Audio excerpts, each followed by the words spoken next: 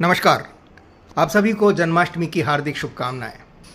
यदा यदा ही धर्मस्य ग्लानिर्भवति भारतः अभ्युत्थानम धर्मस्य तदात्मानं सृजाम्यहम्। अर्थात जब भी धर्म की हानि होगी तो धर्म की रक्षा के लिए, धर्म के पुनरुत्थान के लिए भगवान स्वयं ने कहा है कि मैं अवतार लूँगा। भगवान ने श्री कृष्ण के रूप में देवकी और वसुदेव की 7वीं संतान के रूप में जेल के कारागृह में अंधेरी रात में जन्म लिया। अंधेरा जो कि अधर्म का, अंधेरा जो निगेटिविटी का पर्याय है, उसको दूर करने के लिए भगवान ने स्वयं को अवतरित किया।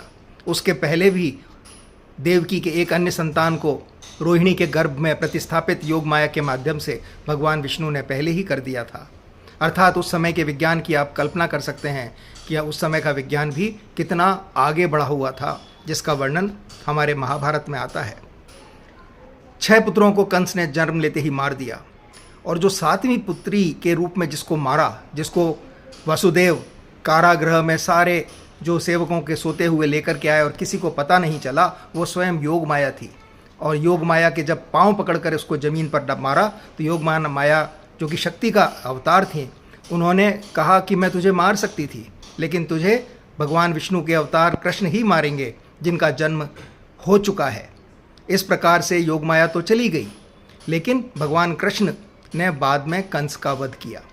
आज जब मेरे पास पंडित जी और 2 बच्चों को लेकर के आए, जिन्होंने कहा कि हम मटकी फोड़ कार्यक्रम करेंगे, तो मैंने उन्हें कहा कि आप लोग कृष्ण भगवान के बारे में क्या जानते हो, कृष्ण भगवान के बारे में कितना जानते हो, भगवान का जन्म कैसे हुआ, क्यों हुआ।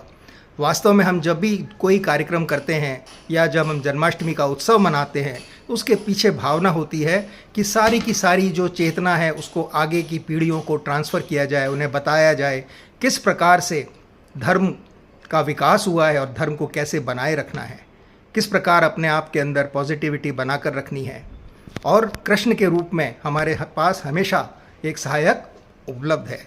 इसी भावनाओं के साथ मैंने उनको कहा कि आप कृष्ण का जन्मोत्सव मनाइए, लेकिन बहुत ही सावधानी से, किसी के लगे नहीं। बहुत बहुत धन्यवाद। एक बार पुनः जन्माष्टमी की हार्दिक शुभकामनाएं। नमस्कार।